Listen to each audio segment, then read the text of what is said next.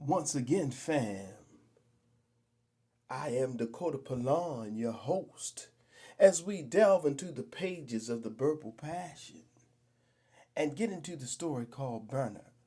Not going to trouble y'all with music today because I want to get into this story real quick. Now, last we spoke, Delroy was a little upset. He had just come home from prison. He was getting into the skins of this young lady when it was interrupted by Skates. He got into it with Yung Woo and all those people that were supposed to be protecting him and everything like that. And Yung Woo put him down. Said, look, you got to be on point. Me and the brothers and the sisters that you don't even know about are here to protect you, but he has to be prepared to protect himself. Well, while this convo was taking place on the north side of Brunsontown, things were going down like this. Gene, I appreciate you kicking ass and finding out where this ninja lay his head since he got out, said Bottle, puffing on a blunt and passing it round the room to whomever would receive it. Sticky took the blunt and long held it, then passed it as she coughed with closed mouth and passed it to Penny Girl. The convo continued with Penny Girl as she blew smoke. So what's next on the agenda, Bottle baby? Bottle hopped off the washing machine in her laundry room where they all sat and said, I don't want to do this, ninja, right away. The Diddley said they'd turn him over to me when he was through doing their bidding. And I'ma wait that jet out, just like that. However, I do want all of y'all to get a crack at him before I lay him down to waste. So he got whatever the Diddleys is throwing at him, and definitely what we finna lay down on his dumb ass. The girls did a hand pile up and shouted, one crew. This did it their meeting. Later that evening, approximately 6 p.m., Delroy, we need you to be on point, said Yung Woo as he received a mean knob slob from a broad he paid. She was a cute little white freak, round away, honey named Samantha, and Yung Woo she was giving life to right now. As Delroy watched, his mind drifted to Sherry. Yung Woo slammed his fist hard on the lamp table next to his side of the sofa. It didn't bother Sam, but it spooked the hell out of Delroy. See how this broad is focused on this sloppy top? As he jismed, Yung Woo continued, ah, yes, ah. That's how I need you focused on this mission, on your ass is grass. As Samantha stood to her feet, Yung Woo paid her, slapped her on her fat ass, and she was out. Funny as Jit seen, when what Delroy witnessed did the trick. He had to kill Ananwe Gao, the next up and coming president of China. He would come to Brunsontown, a predominantly Asian part of Brunson City, to see if he could win the people over, that they might phone home to China and convince persons there to vote for him. Also, he wanted to try to win the vote of those who had dual citizenship in America and China. But Lei Bo Yang, the current president and secret member of the Deadlies, wanted Anan Anwe Gao put to sleep, that he'd not have to look at him as a possible threat to his presidential reign. And this, ladies and gentlemen, was all on the shoulders of one Delroy Deadly. It was a warm day for early November, a Monday, and Delroy was nervous as a mother sucker. Yung Woo had given him strict instruction on how to move in on the prospective president of China, Anwei Gao, terminate him, and be on his way, no problem. With a lump in his throat, Delroy watched the festivities in pomp and circumstance as the campaigning president exited his limo with his Secret Service agents concomitant and close. Slowly, Delroy began to make his way so he'd be in position to make the kill. Unknown to Delroy, but not surprisingly so, Yoon Woo, Min Jun, and Ju Won watched Delroy like an eagle on its prey. So far, so good. Delroy smirked and shook his head in disgust as he watched Anwei Gao hold babies, take pictures with the less fortunate, and smile so bogusly. He hated the sight and scene of it all, and it fueled the adrenaline Delroy needed to terminate a fool.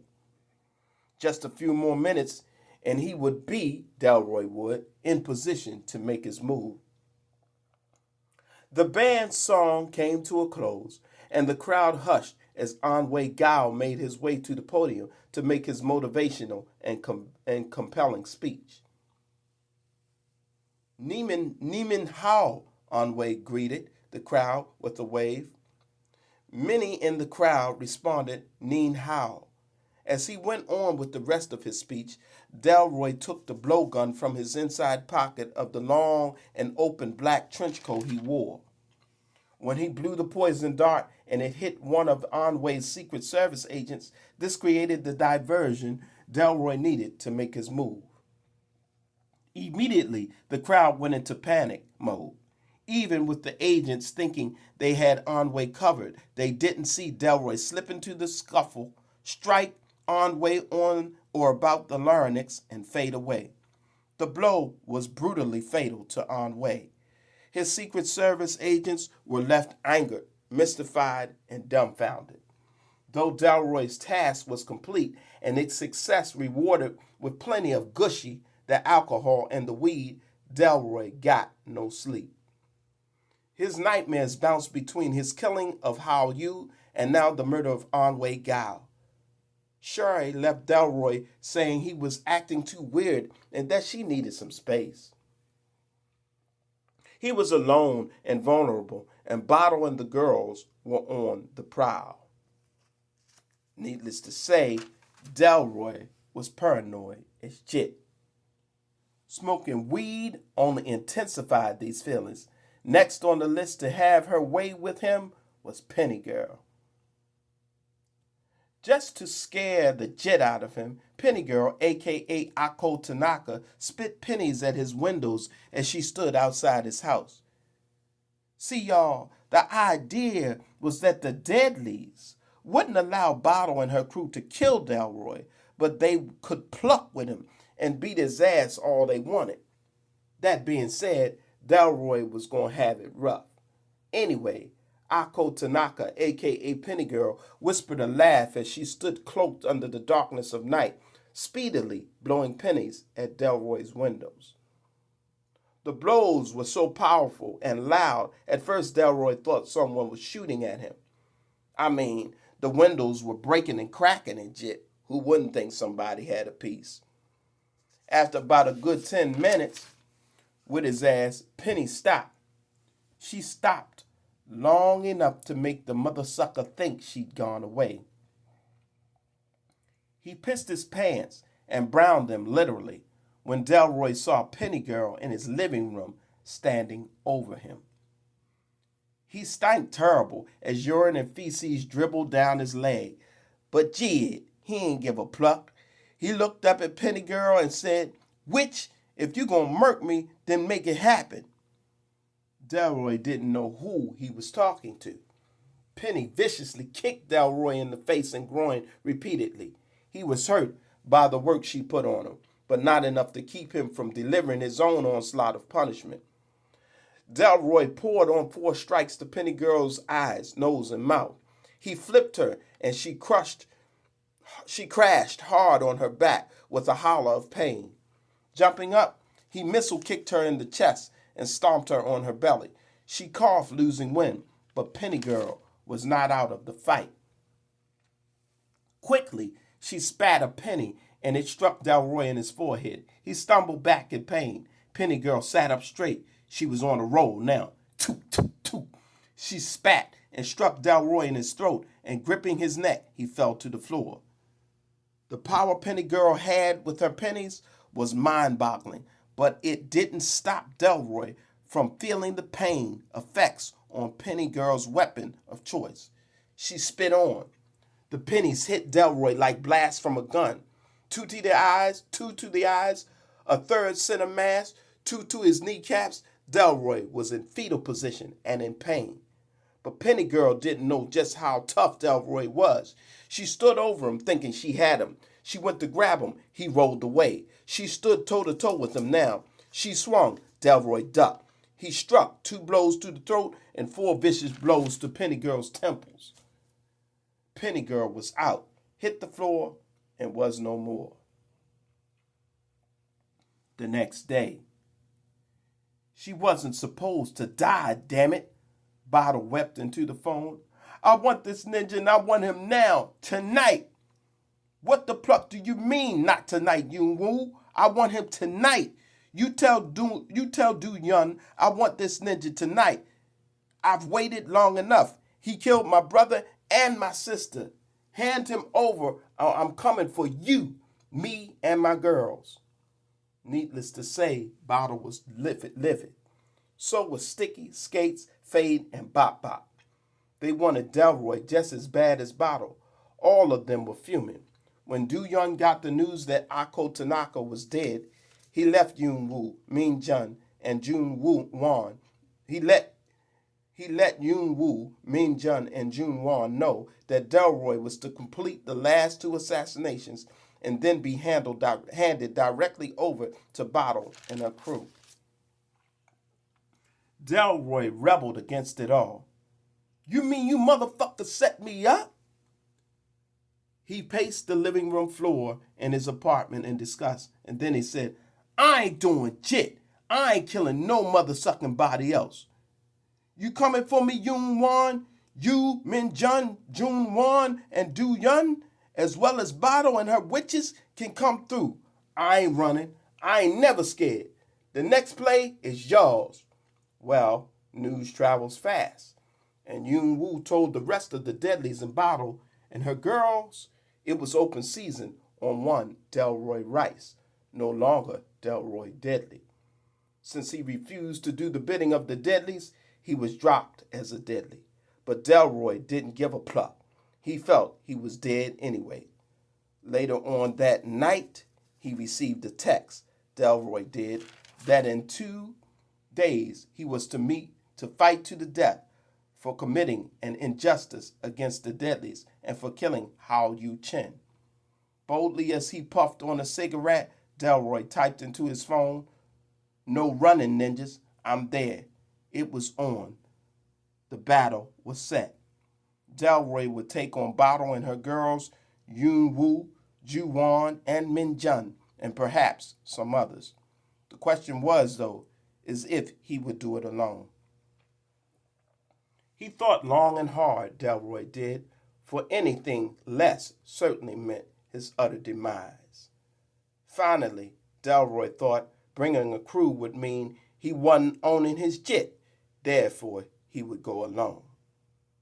The 2 days and 1 evening into the night were restless, to say the least, for Delroy and all parties involved.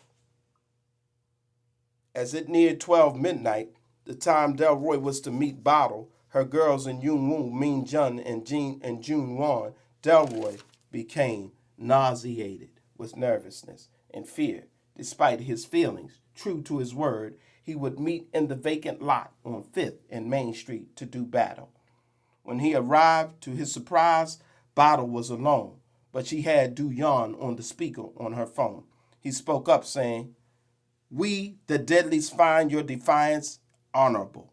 Therefore, we will allow you to duel with Bottle unto the death. If you win the duel, Delroy, you will go free, no questions asked. We have received word that Bottle's crew will leave you be. However, we cannot guarantee that upon Bottle's possible demise, you will be safe from vengeance. After that, the phone went silent, and Bottle put it away in her back pocket. Secretly, Fade, Sticky, Bop Bop, Skates watched atop a roof. Yoon Woo and the others watched in a black car with tinted windows. Delroy knew not that he was being watched. As Bottle pocketed the burner phone, Delroy plucked her hard with a right fist to her nose. It stung and let Bottle know Delroy had come and not to be taken lightly. She threw up her guard and threw a series of lefts and rights, but Delroy was like Ali and swiftly and wisely dodged them all. He didn't anticipate the three swift quick kicks to his abdomen and groin, though. He fell to the ground like bricks from a dump truck. Bottle was on Delroy, serving up haymakers as he was down on his knees. He dropped to his side. Bottle backed off him to let Delroy get to his feet. When he stood, Bottle three-pieced Delroy in his grill. He stumbled back, and as he did so, Bottle roundhouse kicked him and back-fisted him on the right side of his face and head. Delroy staggered, was dazed, and fell flat on his ass. As he crawled to get to his feet, Bottle reached into her inside pocket and got the weapon she was known to carry. Delroy responded by pulling another burner gun from his waistband. Delroy fired one shot but missed Bottle due to the fact that he was still dazed from Bottle's last series of blows. As he stood to his feet and fired a second shot, Bottle threw her wooden bottle up in the air like she was also well known for, and upon catching it, activated the trigger, which activated the bottle's lethal blades. When the bottle went into the air, Bottle also managed to kick the burner Delroy got out of his hand. In all actuality, Delroy was done for, as Bottle, a.k.a. Shunman Chin, went in for the kill. She went up in the air, and with her vicious weapon, Delroy let out a shrill from his loins, knowing his life was about to end. But as Bottle came down out of the air to deliver her death blow, a force of light threw her to the ground. She landed hard on her back, but somehow wasn't seriously hurt. Delroy, Bottle, and those who looked on in secret couldn't believe their eyes when Hao Yu stepped out of the light. He spoke up. Hasn't there been enough bloodshed and violence? Killing him, Shun, will never bring me back. Squash this beef, y'all. Chun Mei, if you love me, you will. As Hao Yu finished his sentiments, disappearing into the light, Delroy showed that he had no regard for the soft jit. He scurried for the burner, he scurried for the burner gat that still laid on the ground. When he got it in his hands and attempted to fire the weapon, it misfired. Quickly, Bottle moved on Delroy and disarmed him. He lunged toward Bottle, and she fired 4 shots into Delroy's chest. The duel was over, as Delroy fell to the ground, and crimson linked from his now lifeless form. And this is the price you pay in the end, for he and she who lives by the burner shall die by the burner, just the same. The end.